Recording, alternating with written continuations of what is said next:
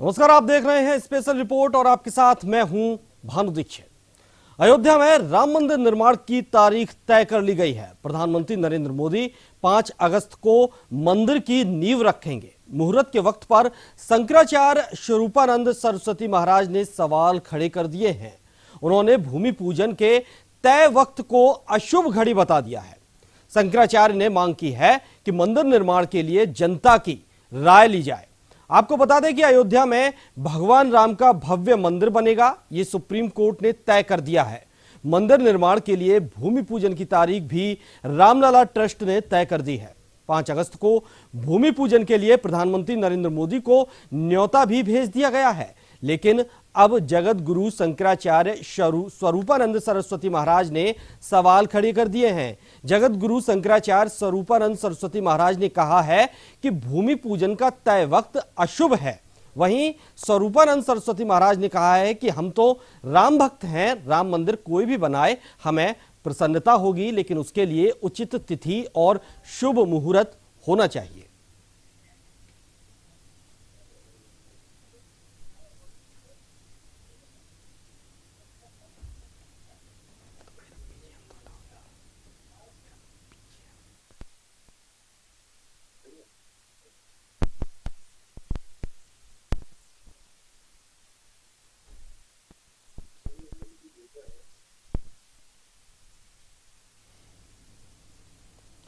और इस वक्त हमारे साथ हमारे स्टूडियो से मेरे सहयोगी सुशीला शर्मा मेरे साथ जुड़े हुए हैं और लखनऊ से हमारे विशेष संवाददाता शेखर आनंद त्रिवेदी हमारे साथ जुड़े हुए हैं। सबसे पहले सवाल सुनील जी आपसे कि मुहूर्त हो गया, शिलान्यास, अब भूमि पूजन होना है और उससे पहले अगर जगत गुरु शंकराचार्य का यह बयान आता है कि मुहूर्त सही नहीं है, यह घड़ी अशुभ है, इसके क्या मायने समझे जाएं? अब अगर जगत गुरु शंकराचार्य इस मुहूर्त पर सवाल खड़े करते हैं, वहीं वो ये भी कहते हैं कि मंदिर कोई भी बनाए प्रसन्नता होगी, लेकिन हमसे भी पूछ लेना चाहिए। ये बयान बहुत कुछ कहता है अगर राजनीतिक नजरिए से देखा जाए तो, लेकिन आपकी नजरों में इसके मायने क्या है? देखिए भानु, राजनीतिक नजरिया और भगवान राम, ये दोनों का बहुत पुराना साथ है। बहुत अच्छी, बहुत बढ़िया बढ़िया ऋषियों ने, मुनियों ने मिलकर एक शुभ घड़ी निकाली थी कि राजा राम को, भगवान राम को राजा बना दिया जाए, उनका राज्याभिषेक किया जाए। उससे शुभ घड़ी शायद कोई हो ही नहीं सकती थी, परंतु एक रात पहले वही राजनीतिक नजरिया जिसकी आप बात कर रहे हैं वो चलाया गया और वो शुभ घड़ी अशुभ घड़ी में बदल गई। वो समय जिसको शुभ घड़ी कहा गया था, अगले 14 साल तक तो उस अयोध्या में कोई काम, शुभ काम हो ही नहीं पाया था। भगवान राम के लिए कुछ भी शुभ और अशुभ नहीं है। भगवान राम का नाम लेने से तो अशुभ से अशुभ घड़ी भी शुभ हो जाती है। बिल्कुल। एक रामायण में ही एक चौपाई है कि प्रबसी नगर कीजिए सब काजा, हृदय राख कौशलपुर राजा। कि भगवान राम को अगर हृदय में रखकर आप कोई भी काम करते हैं तो वह कार्य शुद्ध होता है। उस कार्य में कोई भी अशुभ कारण हो तो वो भी शुभ हो जाता है। भगवान राम, जिसका कि नाम हम राम राम सा से शुरू होकर जो अशुभ घड़ी होती है परिवार में, जिस दिन की एक आदमी की मृत्यु हो जाती है, वहां भी राम नाम सत्य है करके करते हैं। उस राम नाम, राम के नाम से उस अशुभ घड़ी को भी शुभ बनाया जाता है, उस अंतिम यात्रा को शुभ बनाया जाता है। उनके कार्य के लिए कोई घड़ी अशुभ नहीं हो सकती। बड़ी मुश्किल से हमारे देश में यह समय आया है कि भगवान राम का बहुप्रतीक्षित मंदिर, जिससे करोड़ों लोगों की आस्थाएं जुड़ी हुई है, करोड़ों लोगों ने, कई लोगों ने उसके लिए तपस्या की है, कई लोगों ने उसके लिए कानून की लंबी लड़ाई लड़ी है। तो ऐसे में जिस समय पर यह कार्य हो रहा है, मैं सोचता हूं यही सबसे शुभ समय है जिस समय कि हम इस काम को करने जा रहे हैं। भगवान राम का मंदिर बनना कुछ दिनों बाद इसी समय को शुभ समय के रूप से जाना जाएगा। बिल्कुल। शेखर आनंद त्रिवेदी जी हमारे साथ जुड़े हुए हैं लखनऊ से सीधे। शेखर, अगर हम बात करें मुहूर्त की, तो जिस दिन भूमि पूजन होना है यानी कि 5 अगस्त को, उस दिन ग्रह नक्षत्रों को अगर देखें तो बेहद ही बहुत ही सुलभ योग बन रहा है। उस दिन अभिजीत मुहूर्त है, धनिष्ठा नक्षत्र है और शतभिषा नक्षत्र भी उस दिन है और उसी वक्त है जिस दिन जब भूमि पूजन होगा उस वक्त महज 48 मिनट के लिए होगा। ये ग्रह नक्षत्र का संयोग बन रहा है और उस दिन 5 अगस्त को बुधवार भी है, भगवान श्री गणेश का दिन माना जाता है और इस दिन सर्वार्थ सिद्धि योग भी बन रहा है। अगर इस तरह के योग बन रहे हैं, इस तरह का मुहूर्त अगर निकल कर आ रहा है, और दूसरी तरफ जगत गुरु शंकराचार्य कहते हैं कि ये घड़ी अशुभ है, तो कैसे मान लिया जाए कि कौन सही है और कौन गलत है? देखिए, ऐसा है कि सही और गलत में अगर आप पढ़ेंगे तो भगवान के काम में कुछ सही और गलत नहीं होता है, सब कुछ उनकी इच्छा से हो रहा है, बिल्कुल ऐसा मान करके चलना चाहिए। लेकिन इस धरती पर हम पत्रकार जो अपने से आंखों से देखते हैं, जो जानकारियां आती हैं, उसके आधार पर हम भी अपना काम करते हैं। हम पत्रकारों के आराध्य नारद देव जी हैं, है ना, भगवान राम सबके इष्ट हैं, लेकिन हम लोग जो पत्रकार हैं वो अपने आप को नारद जी से जोड़ते हैं। बिल्कुल बिल्कुल। अब नारद जी क्या कहते हैं? अब शंकराचार्य स्वरूपानंद सरस्वती जो इस पूरे मामले पर सबसे ज्यादा आपत्ति जता रहे हैं, हमारा धर्म यह कहता है कि आपत्ति जताने वाला कौन है और आपत्ति जता क्यों रहे हैं। सबसे पहले इस बात का विश्लेषण होना चाहिए। 5W1H में मैंने सबसे पहले शेखर जी, जगत गुरु कहते हैं कि ये भाद्रपद योग है और भाद्रपद में किया गया कोई भी कार्य विनाशकारी होता है। ऐसा है कि दुनिया इस समय कोरोना के संकट से जूझ रही है। आप बताएं कि कोरोना वायरस जो है वो दुनिया में, रामचंद्र जी जब पैदा हुए थे, जब वनवास गए, उन्होंने रावण को मारा, उसके बाद आकर के सिंहासन संभाला, इन सब में ईश्वर की ही मर्जी है जी। ये रामचरितमानस में भी उल्लेख है। मैं आपको चौपाई पढ़ करके सुनाता हूं जी, आप इस बात को समझिए। और रामचरितमानस में जिस बात का मैं जिक्र जा रहा हूं वो रामचरितमानस की चौपाई है, और उन्होंने ही खुद रामचरितमानस में बताया गया है कि राम मंदिर का निर्माण कब होगा। कहते हैं कि बेग विलंबु न करिए नृप, साजिए सबुई समाज, सुदिन सुमंगल तब ही जब राम हो ही जुबराज। अर्थात हे राजन, सुनिए, हे राजन, अब देर न कीजिए, शीघ्र सब समाज को जुटाइए। जब श्री राम राज्याभिषेक कराना चाहेंगे वही समय और दिन शुभ मंगल होगा। इस दृष्टि से श्री राम के मंदिर निर्माण के लिए भूमि पूजन कब किया जाएगा, वही शुभ मुहूर्त और शुभ मंगल समय बन जाएगा। यह रामचरितमानस की चौपाई है जो मैंने आपके सामने जी। अभिषेक होने जा रहा था और उन्हें वनवास हो गया। जब यह बात आप कहते हैं, रामचंद्र जी मर्यादा पुरुषोत्तम जो बोले जाते हैं, वो उसी 14 वर्ष के वनवास काल में जो कुछ रामचंद्र जी ने किया है वही उनके जीवन का वो अंग है, वो अंश है जिसकी वजह से उन्होंने नए नए प्रतिमान समाज के सामने स्थापित किए। इस बात को समझना होगा। रही बात शंकराचार्य स्वरूपानंद सरस्वती की, जिस पर मैं बोलना चाह रहा था जी। शंकराचार्य स्वरूपानंद सरस्वती जी अगर ये बयान दे रहे हैं तो क्यों दे रहे हैं? वो जगत गुरु शंकराचार्य स्वरूपानंद सरस्वती जी हैं क्या वास्तव में वो वही कांची कामकोच पीठ के आदि गुरु जगत गुरु शंकराचार्य जी के उस परंपरा को निर्वहन करने वाले शंकराचार्य हैं? सबसे पहला तो सवाल यही है। जिस दिन से राम जन्मभूमि के ऊपर फैसला आया, उसके बाद जब सरकार ने ट्रस्ट बनाया, शंकराचार्य स्वरूपानंद सरस्वती को अगर सरकार चाहती तो मौका दे सकती थी, लेकिन वैसा नहीं हुआ। इस 15 लोगों की जो ट्रस्ट में जो सदस्य हैं, उसमें जगत गुरु स्वामी वासुदेव जी सदस्य हैं। तो वासुदेवानंद जी क्यों है और शंकराचार्य जी क्यों नहीं है, इस बात को समझना होगा। बहुत सारे लोगों को यह जानकारी नहीं है कि जब इमरजेंसी का दौर था, इमरजेंसी के बाद जब जनता पार्टी की सरकार बनी, उस समय इंदिरा गांधी बहुत परेशान थी जी। और वो गई शंकराचार्य स्वरूपानंद सरस्वती के पास। उन्होंने कहा कि अब क्या करें? उन्होंने कहा चुनाव लड़ो। कहीं चुनाव कैसे लड़ें? तो कहीं चुनाव चिन्ह पे लड़ो, कहीं। तो जगत गुरु शंकराचार्य स्वरूपती, जो आज जगत गुरु शंकराचार्य स्वरूपानंद सरस्वती के रूप में जाने जाते हैं, जो बार बार उनके बयानों पर सवाल उठते हैं या जो इतना बड़ा आप चर्चा कर रहे हैं, उन्होंने अपने हाथ को ऐसे किया और ऐसे करने के बाद कहीं यही हाथ ले जाओ। उस दिन से आज दिन तक कांग्रेस का चुनाव निशान हाथ का पंजा है। तो पहले तो आप ये समझिए कि रामचंद्र जी को राजनीति से कैसे बाहर रखना है। रही बात शंकराचार्य स्वरूपानंद सरस्वती की, तो मैंने उनका जो इतिहास है वो आपके सामने रख दिया है। बिल्कुल जनता शेखर, यहाँ जगत गुरु ये भी कहते हैं कि हमसे भी पूछना चाहिए, तो कहीं ना कहीं क्या ये उनकी टी से एक निकल कर आ रही है कि उनको नहीं पूछा गया है इस पूरे शुभ कार्य में?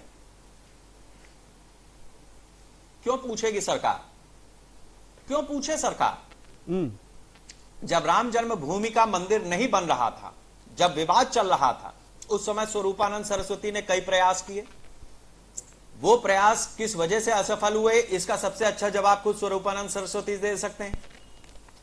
रही बात जो सरकार ने उन्हें नहीं पूछा, तो आप जगत गुरु शंकराचार्य स्वरूपानंद सरस्वती, सबसे बड़ी बात यह है कि आदि गुरु शंकराचार्य के जो बनाए हुए मठ हैं उसमें से एक भी मठ के ये शंकराचार्य नहीं थे। इन्होंने पांचवा एक और मठ बनाया, उसके शंकराचार्य बने। बाद में मठों की जो सियासत है उससे आते आते एक नहीं दो जगह के इन्होंने खुद को शंकराचार्य घोषित किया। इनका विवाद चल रहा है सुप्रीम कोर्ट में दूसरे शंकराचार्यों से।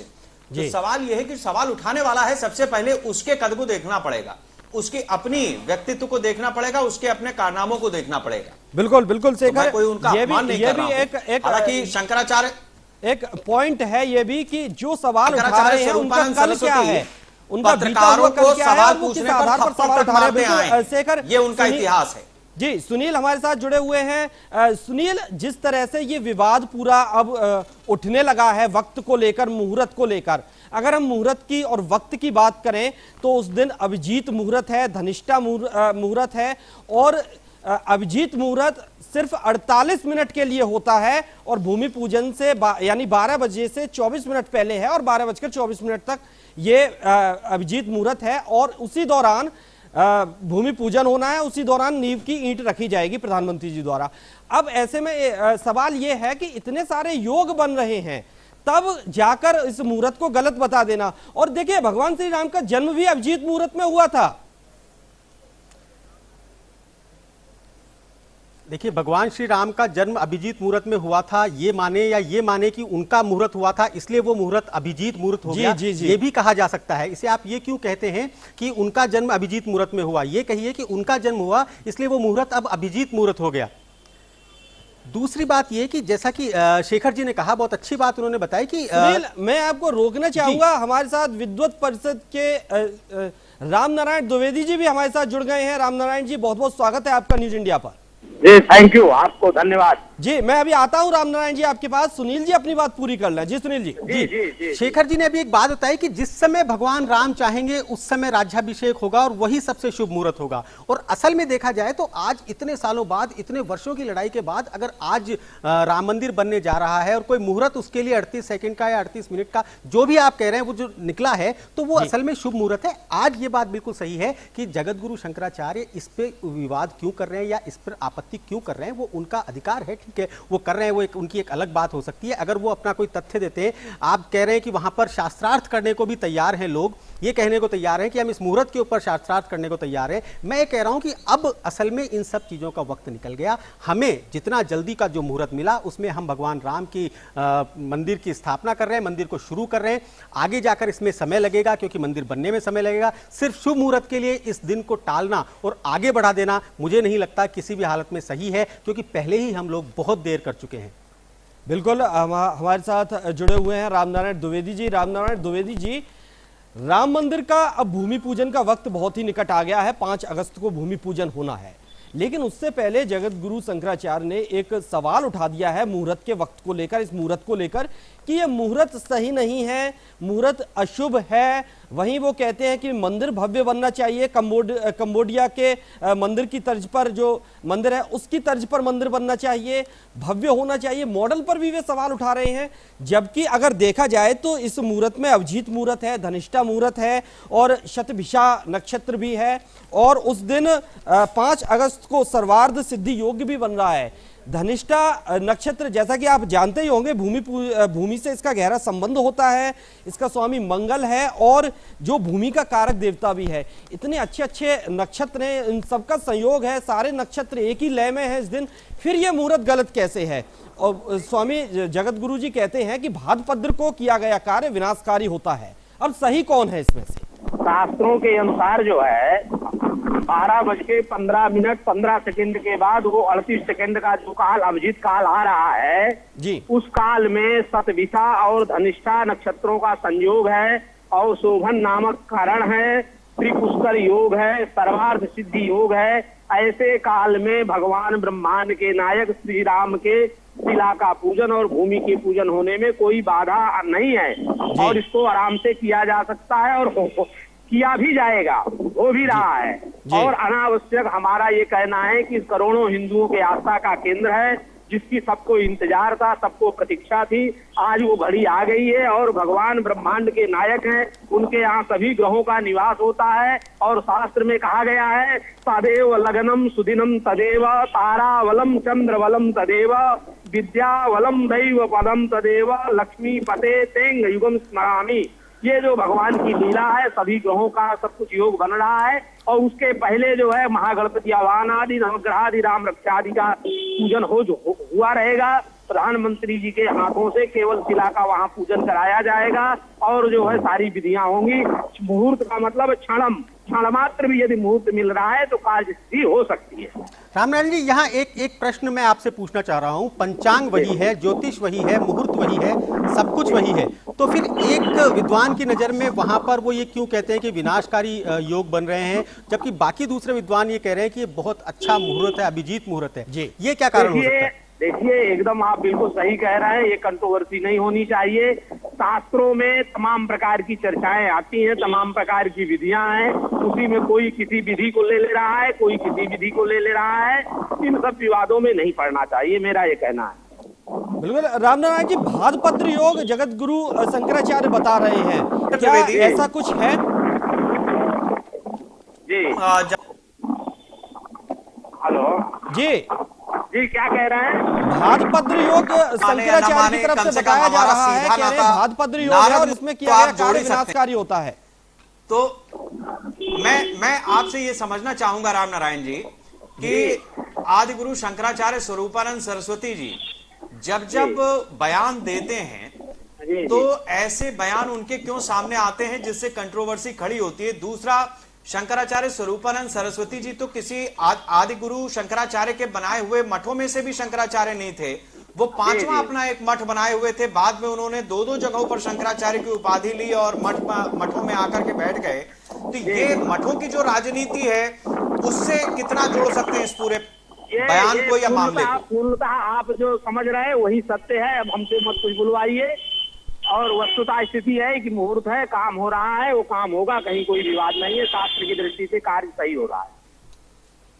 बिल्कुल शेखर आनंद त्रिवेदी जी, अब जी शेखर जी आपसे सवाल है कि अब इतना सब कुछ विवाद खड़ा हो रहा है, एक विवाद बनता जा रहा है, तो क्या कुछ फर्क पड़ने वाला है? देखिए, कोई फर्क नहीं पड़ेगा, मैं आपको बिल्कुल स्पष्ट बता दूं, किसी तरीके का कोई फर्क नहीं पड़ने वाला है। 3 तारीख से जो पूजन आरंभ होना है वो 3 तारीख से होगा, 4 तारीख को आगे बढ़ेगा और 5 तारीख को 12:15 से लेकर के और एक क्षण 32 सेकंड का ऐसा समय आ रहा है जिसके ऊपर आज चर्चा कर रहे हैं, जिसको अपनी अपनी तरह से लोग व्याख्यान कर रहे हैं। उस क्षण पर प्रधानमंत्री, जो स्वयं राजा भी हैं, हिंदुस्तान में चुनी हुई सरकार है, लेकिन ठीक है, जो प्रधानमंत्री के पद पर है उसे हम एक तरीके से राजा की ही उपाधि रखेंगे और राजा स्वयं आ रहा है भगवान के लिए, जो उनका जन्म स्थान है वहां पर उस मंदिर को शिलान्यास करने के लिए, वहां पर भूमि पूजन करने। इस तरीके से बहुत सारी बातें हैं जिसको शास्त्रों में आदमी ना भी, मोटे तौर पर हमें यह समझ लेना चाहिए कि राम मंदिर का मसला लंबे समय तक राजनीतिक मसला बना रहा। दुख की बात यह है कि बहुत सारे ऐसे लोग जो भगवा वस्त्र में दिखते हैं वो भी कहीं ना कहीं इस राजनीति में अपने हस्तक्षेप को उस भगवा के पीछे से करते आए।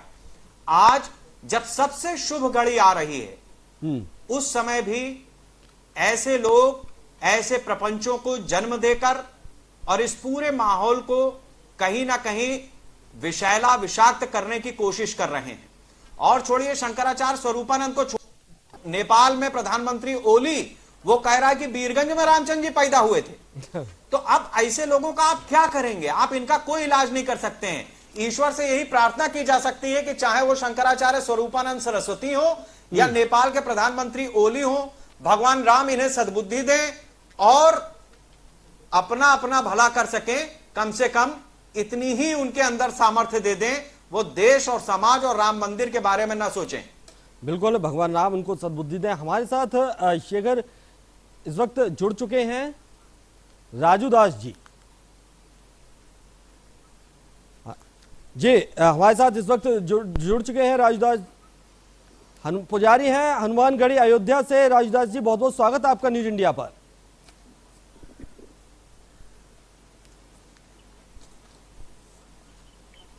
संपर्क नहीं हो पा रहा है जी। बिल्कुल सुनील जी, जय श्री राम। जय श्री राम भानु जी। जी, आवाज आ रही है आप तक?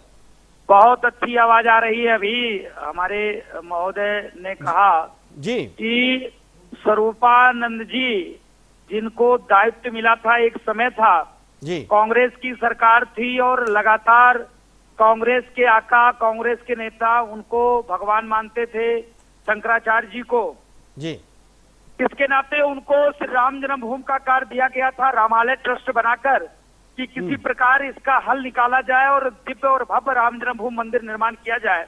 लेकिन दुर्भाग्य की बात है कि हमारे जगत गुरु होने के बाद उन्होंने जितना दिन कांग्रेस की सरकार रही है, राम जन्मभूमि पे शुद्ध रूप से उन्होंने राजनीति किया, संघ और बीजेपी को गाली देने का काम किया।